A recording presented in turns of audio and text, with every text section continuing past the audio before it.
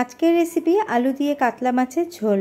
নমস্কার বন্ধুরা, বনশ্রীস kitchen and blogs থেকে সবাইকে স্বাগত জানাই।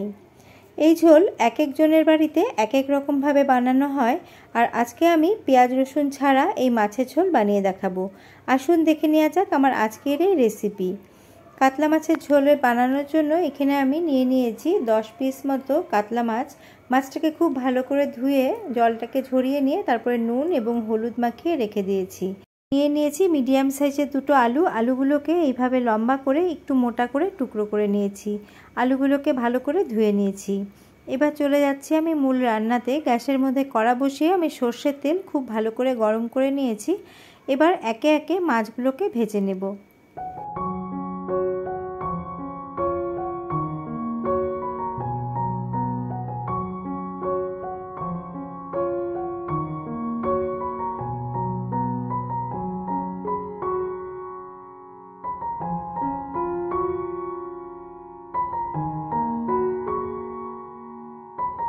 প্রথম ব্যাচের মাছগুলোকে উল্টে পাল্টে আমি মাঝারিভাবে ভেজে নিয়েছি।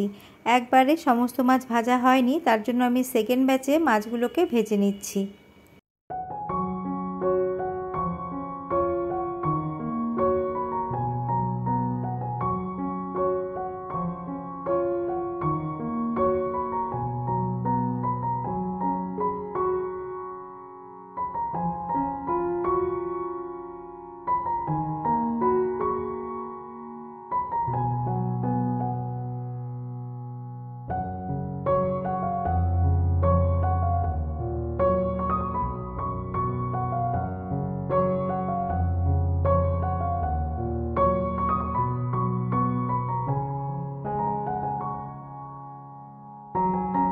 আলুগুলো যাতে তাড়াতাড়ি ভাজা হয়ে যায় তার জন্য আমি গ্যাসের ফ্লেমটাকে একদম লোতে করে দিয়ে আমি ঢাকা চাপা দিয়ে আলুগুলোকে ভেজে নেব।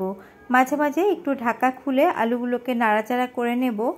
5-6 মিনিট পর ফিরে এসেছি, আর দেখুন আলুগুলো লাল লাল করে ভাজা হয়ে গেছে। মাঝে আমি ঢাকা তুলে 1 থেকে 2 বার ভালো করে নেড়ে দিয়েছিলাম। এবার তেলটাকে ঝরিয়ে নিয়ে আলুগুলোকে আমি তুলে নিচ্ছি।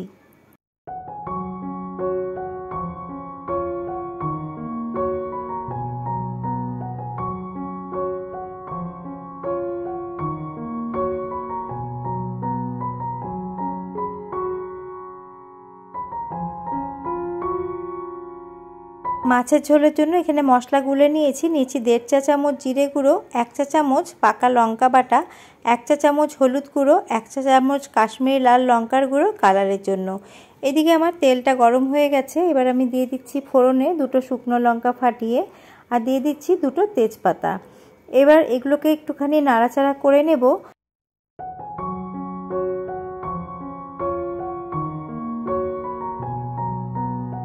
শুকনো লঙ্কার কালারটা হালকা চেঞ্জ হয়েছে। এবার আমি এর মধ্যে দিয়ে দিলাম 1 চা চামচ ভরে 5 ফোড়ন। 5 ফোড়ন দিয়েও আমি ফোড়নটাকে ভালো করে একটুখানি ভেজে নিচ্ছি, আর গ্যাসের ফ্লেমটাকে একদম লোতে করে দিয়েছি যাতে ফোড়নটা একদমই না পুড়ে যায়। এবার আমি যে গুলে রেখেছিলাম মশলাটা, সেই মশলাটা এর মধ্যে দিয়ে দিচ্ছি।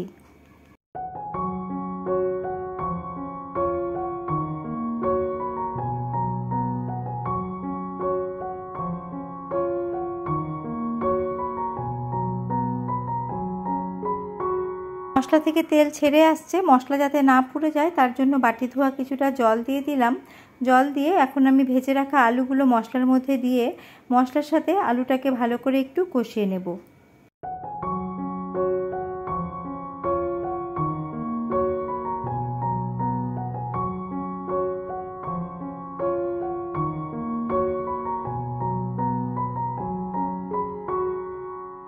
মশলার সাথে আলুগুলোকে ভালো করে একটু কষিয়ে নিয়েছি। মশলা থেকে তেল ছাড়তে শুরু করেছে। এখন দিয়ে দিলাম পরিমাণ মতো লবণ। আলু ভাজার সময় আমি লবণ দিয়েছিলাম, লবণের আর কোনো ব্যবহার করিনি, সেই বুঝেই এখানে লবণটা আমি দিলাম। দিয়ে ভালো করে সমস্তটা মিশিয়ে নিলাম।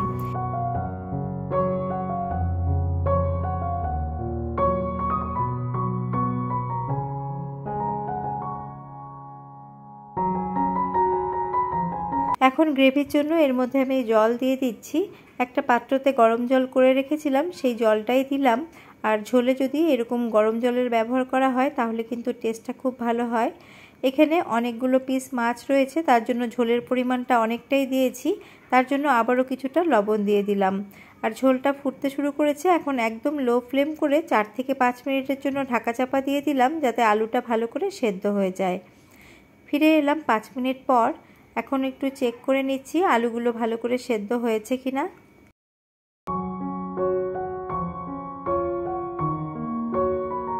দেখুন আলু খুব ভালো করে সেদ্ধ হয়ে গেছে। আর এখান থেকে আমি 2 পিস আলু তুলে নেব একটা বাটির মধ্যে। এই আলুটা আমি পরে ব্যবহার করব।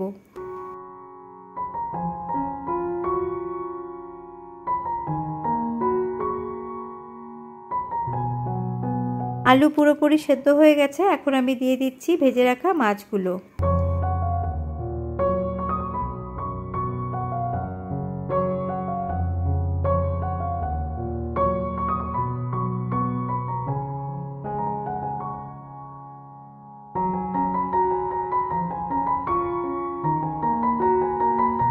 সমস্ত ভাজা মাছগুলোকে ঝোলের মধ্যে দিয়ে দিয়েছি।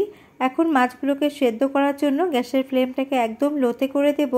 লোতে করে 4 থেকে 5 মিনিটের জন্য ঢাকা চাপা দিয়ে রান্না হতে দেব।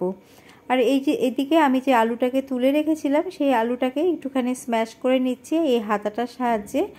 এই আলুটার মধ্যে কিছুটা ঝোল দিয়ে এই আলুটা আমি ঝোলে দিয়ে দেব।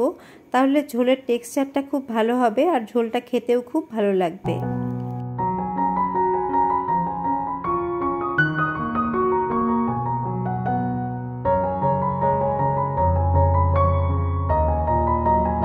মাছ ভালো করে সেদ্ধ হয়ে গেছে আর ঝোলের পরিমাণটাও অনেকটা কমে এসেছে। এখন এখান থেকে এই ঝোল থেকে 1 হাতা ঝোল আমি যে আলুটা স্ম্যাশ করে রেখেছিলাম তার মধ্যে আমি দিয়ে দেব। দিয়ে ভালো করে মিশিয়ে সেই ঝোলটা এই ঝোলের মধ্যে আমি ঢেলে দেব।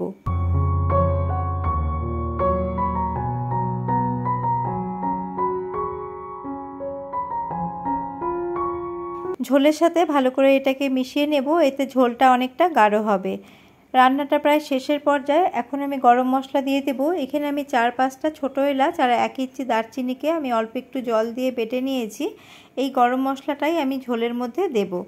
আমাদের বাড়িতে কেনা গরম মশলা খুব কম ব্যবহার করা হয়, এইভাবে বেটে গরম মশলার ব্যবহার করা হয়। আর আমি যতটা পরিমাণ গরম মশলা বেটেছিলাম তার মধ্যে থেকে হাফ পোর্শন এর মধ্যে দিয়ে দিলাম। দিয়ে ভালো করে সমস্তটা মিশিয়ে নিচ্ছি। আর এখন গ্যাসের ফ্লেমটাকে অফ করে দেব।